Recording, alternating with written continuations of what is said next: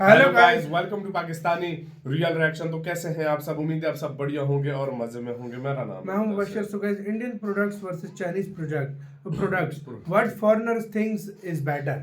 मतलब फॉरेनर्स, अंग्रेजों वगैरह जहां पे इंडिया भी सप्लाई करता है और चाइना भी, उनकी नजर में इंडियन प्रोडक्ट्स बेटर है या चाइनीज प्रोडक्ट बेटर है। आज इस वीडियो के अंदर देखेंगे, बहुत मजा आएगा। ओरिजिनल वीडियो का लिंक मिल जाएगा डिस्क्रिप्शन में। और जितना हमें पता है, इंडियन प्रोडक्ट्स 100 गुना बेटर है चाइनीज प्रोडक्ट्स के। काउंट करते हैं 3 2 1 एंड स्टार्ट। हेलो मैं हूँ फैक्ट भाई। The Indian version tastes sickly. Doesn't taste like nice creamy chocolate. Tastes a bit like vomit to me. ऐसे सरेआम इंडिया की बेइज्जती होने के बाद जैसा फील आप कर रहे हो, वैसा ही डिट्टो हाल फैक्ट भाई का भी हुआ। साले को बम से उड़ा दूंगा एक बार हाथ में आ जाए तो। पर जब हमने दुनिया के कोने कोने में सर्च किया, तब जाके पता चला कि दूसरे लोग हमारे प्रोडक्ट के बारे में कुछ उल्टा ही सोच रहे हैं। Oh my gosh. इतना ही नहीं, कुछ प्रोडक्ट में चाइना हमसे इतना आगे है, ये जानकर आपकी आगे खुली की खुली रह जाएंगी। पर भाई लोग, हम इंडियंस किसी से कम है के? अब मुकाबला हो ही गया है, तो क्यों ना इसे पूरा अंजाम देते हैं। इसीलिए आज होगी अलग अलग देशों में इंडिया वर्सेस चाइना प्रोडक्ट्स की टक्कर, जिसमें बांटे जाएंगे पॉइंट्स और फाइनली होगा विनर का फैसला, वो भी सिर्फ आपकी सहमति से। तो चलिए फैक्ट भाई के साथ इस मुकाबले को शुरू करते हैं। नंबर 1, सारे जहां से अच्छा, चला तो चांद तक वरना रात तक। शायद हर दूसरे चाइना प्रोडक्ट के लिए हम भी यही कहते हैं। और ये सोच तब गहरी हुई जब इंडिया की गवर्नमेंट ने 2014 में मेक इन इंडिया की शुरुआत की। पर इस योजना का फायदा, आज इसके बेनिफिट्स ना सिर्फ हम इंडियंस उठा रहे हैं, पर दुनिया भर के लोगों को भी हो रहा है। जैसे कि अफ्रीका, बर्टन विक नाम के एक यूट्यूबर ने बताया कि कैसे इंडिया और चाइना के प्रोडक्ट्स दोनों ही कम दामों में मिलते हैं, लेकिन दोनों की क्वालिटी में जमीन आसमान का अंतर होता है। Sold outside to people who cannot afford high quality things. वो खुद अपनी घड़ी से लेकर पेन तक, कीबोर्ड से लेकर माउस तक सब इंडियन कंपनीज का यूज करता है। तो इंडिया और चाइना के प्रोडक्ट्स में इतना अंतर क्यों? बर्टन का कहना है कि जब इंडिया कोई प्रोडक्ट वीडियोस भेजने के लिए बनाता है, तब वो क्वालिटी और प्राइस दोनों का ख्याल रखता है। वहीं चाइना सिर्फ अपने कम दामों पर झंडे गाड़ कर बैठा है। शायद इसीलिए 2023 में चाइना का एक्सपोर्ट पहली बार 7 सालों में नीचे गिर गया। और वहीं इंडिया ने व्हाइट माल भेजने में प्रॉफिट की सीढ़ियां चढ़ी। यानी चीन हो या अफ्रीका, सारे जहां से अच्छा प्रोडक्ट रहेगा हमारा। मतलब ये पॉइंट इंडिया से कोई नहीं लेकर जा सकता। नंबर 2, सबसे बेहतर कौन? जी ये बताइए, आपको क्या लगता है क्वालिटी में कौन से मुल्क की प्रोडक्ट ज्यादा बेहतरीन है, चाइना या फिर इंडिया? इस पाकिस्तानी लड़की को एक सेकंड भी नहीं लगा ये कहने में कि इंडिया की प्रोडक्ट क्वालिटी चाइना से बेहतर है। और ना सिर्फ ये, पर पाकिस्तान का हर दूसरा इंसान के मुंह से आप इंडियन प्रोडक्ट्स की तारीफ ही सुनोगे। शायद इसीलिए आज पाकिस्तान के लाहौर में लिटिल इंडिया बसा हुआ है, जहां पाकिस्तानी आवाम को सारे इंडियन प्रोडक्ट्स मिल जाते हैं। यहाँ कॉस्मेटिक्स से लेकर सर के तेल तक पाकिस्तान के अंदर सब मौजूद है। इन्हें इंडियन प्रोडक्ट से इतना लगाव है कि कईयों ने तो हमारी कॉपी भी निकाल दी। Tell me which is real and which is fake. We have Darbur here and we have Darbura. वही पाकिस्तान के अंदर आपको चाइनीज प्रोडक्ट्स भी उतने ही दिखेंगे। अब चाहे चाइना कॉपी क्यों ना बनाता हो, लेकिन पाकिस्तान के अंदर फिर भी उसकी होलसेल बिक्री होती रहती है। और मानो कोई इस होलसेल सिटी में चाइना के प्रोडक्ट नहीं खरीदना चाहता, तो वो पाकिस्तान की यू बाय वेबसाइट से खरीद सकता है। वैसे भी चाइना और पाकिस्तान का इम्पोर्ट एक्सपोर्ट का व्यापार काफी अच्छा है। वहीं इंडिया ने 2019 में पाकिस्तान से सारे ट्रेड बंद कर दिए थे। तो इसीलिए फैक्ट भाई ये पॉइंट पाकिस्तान के दोस्त चाइना को देना चाहेगा। नंबर 3, एक कदम आगे। जून 2020, ये वो क्षण था जब भारत ने चाइना के सारे प्रोडक्ट्स को बैन करने की ठानी, जिसकी शुरुआत चाइनीज एप्लीकेशन से हुई और धीरे धीरे पूरी चीज आत्मनिर्भर भारत पे तब्दील हो गई। लेकिन इन सारे ऐप्स के बीच अली एक्सप्रेस जैसी ऐप भी बैन हुई, जो कि इंडियंस को कम दामों में प्रोडक्ट्स बेचती थी। इसका दुख शायद नितिन अग्रवाल को ज्यादा होगा। इन भाई साहब ने अली एक्सप्रेस से सामान मंगाया था 2019 में, लेकिन बैन की वजह से ना सामान आया और ना ही पैसा रिफंड मिला। लेकिन 2023 में अग्रवाल जी ने ट्वीट करके बताया कि उनका पार्सल उन तक 4 साल के बाद पहुंच चुका है। झुक के रहना पड़ेगा मेरे आगे,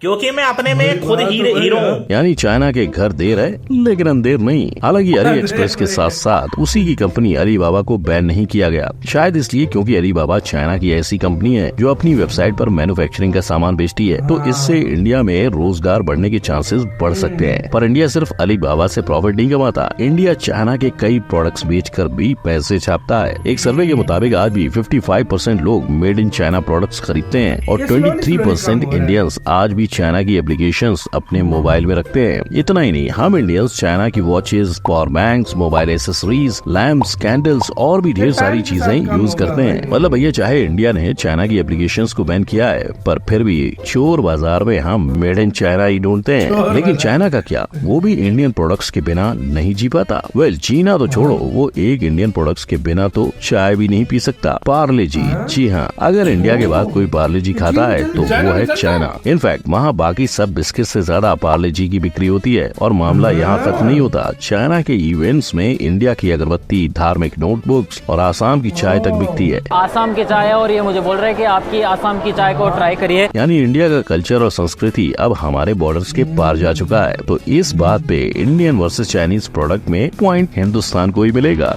नंबर 4, चल कनाडा चलते हैं। फ्रूटी कैना के 7 लोकेशंस हैं कनाडा में। फ्यांशु नीचे मेंशन कर देगा कि कौन सी सिटीज में फ्रूटी कैना के स्टोर्स हैं। ये सारे हैं अचार, यहाँ पे अचार भी मिलते हैं, तुम्हें वो टेंशन लेने की भी जरूरत नहीं, यू विल गेट एवरीथिंग। अब कनाडा ये शब्द सुनकर आपके सामने क्या आता है?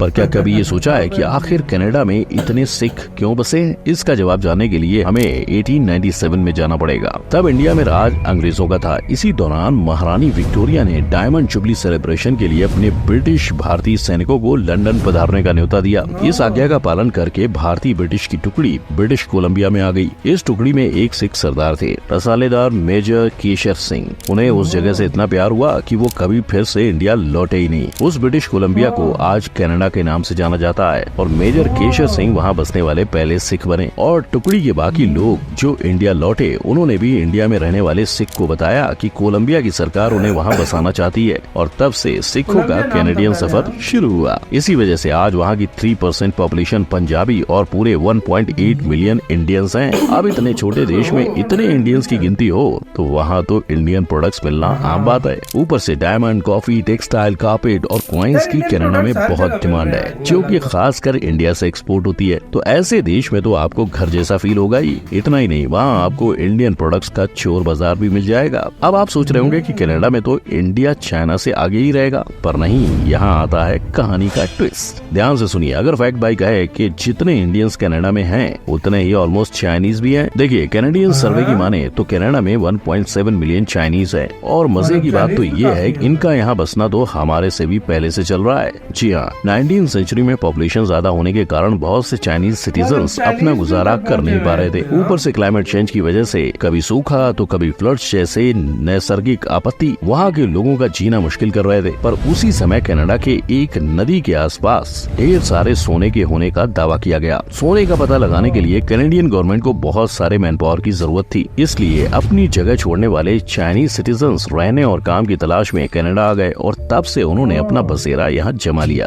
धीरे धीरे ये संख्या इतनी बड़ी कि आज जितने वहाँ इंडियंस हैं उतने ही चाइनीज। अब बताओ, ऐसे almost same to same population में आखिर कौन सी कंट्री की चीजें ज्यादा बिकती होंगी? तो भाई लोग, अब आता है असली क्लाइमैक्स। एक्चुअली जब चाइनीज लोग कनाडा में सोना ढूंढने के काम में जुड़ गए, तब बहुत टाइम तक सोना न मिलने पर वहाँ के कॉन्ट्रैक्टर अपनी जगह छोड़कर निकल गए। पर काम कर रहे वर्कर्स में कुछ चाइनीज दल ने फिर भी खोदना जारी रखा और फाइनली उन्हें वहाँ सोना मिल गया।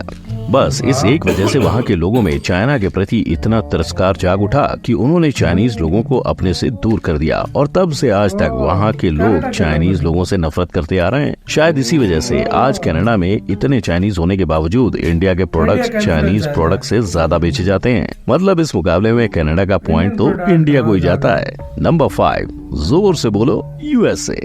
दुनिया का सबसे बड़ा सुपरमार्केट कौन सा? वॉलमार्ट। और सबसे बड़े सुपरमार्केट को प्रोडक्ट कौन देता है? इंडिया। ये चमत्कार कोविड, यूक्रेन वॉर और बदलती इकोनॉमी से हो पाया। इसकी वजह से USA के द्वारा होता चाइना का व्यापार 10% से घटा और इंडिया का 44% से बढ़ गया। पिछले 5 सालों में इंडिया ग्लोबल मैन्युफैक्चर के तौर पे विनर घोषित किया गया है, जिससे हम USA को $23 बिलियन के प्रोडक्ट्स बेच पाए। सोचो, जहाँ पहले हम USA के कपड़े, जूते और खिलौने देख के एक्साइटेड हो जाते थे, वहीं आज USA हमसे उन चीजों की डिमांड कर रहा है। तो चाइना का क्या?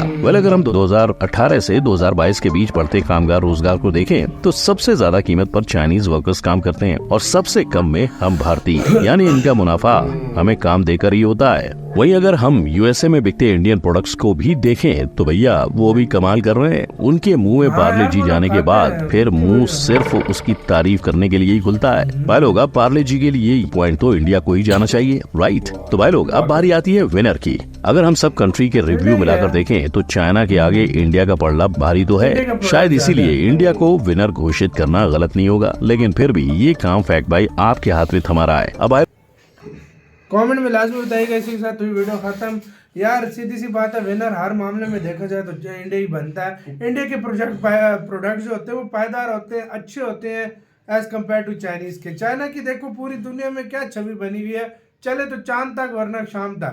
तो ये चीज है, तो ये जब चीज होगी तो वो चीज की भाई एक वो इतने बल्क में बना देता है ना चीज भाई, वो सारी क्वालिटी इसी चीज पे आ रहा था। देखो पाकिस्तान में जो लोग थोड़े गरीब हैं, जो मतलब वो तो लाजमी, इंडिया में भी काफी सारे लोग चाइना का लेते होंगे क्योंकि वो बल्क में बनाता है, सस्ता बनाता है, लेकिन उसका कोई भरोसा नहीं होता। लेकिन इंडियन प्रोडक्ट जो है वो कीमत से थोड़े महंगे होंगे, लेकिन वो पायदार बहुत होंगे। इंडिया बहुत टाइम निकालने वाला है। चाइना ने कम से कम 30-40 साल हो गए पूरी दुनिया की मार्केटों पे कब्जा किया हुआ है। बिल्कुल। इंडिया ने अभी स्टार्ट किया, अभी से देखो इंडिया के रिव्यू अच्छे हो गए। बिल्कुल हो गया ना। बिल्कुल। ये इंडिया को 10 साल और दो, चाइना की बैंड बजा के रख। तो यार इस बात से अंदाजा लगा लो, इंडिया की पहले एक्सपोर्ट आज से 4-5 साल पहले 3 साल पहले 3 साल पहले वो 400-450 थी, 400 अभी 800 क्रॉस हो गई है। तो इस बात से अंदाजा लगा लो इंडिया अनाज के मामले में देख लो पूरी दुनिया को सप्लाई कर रहा है। राइस,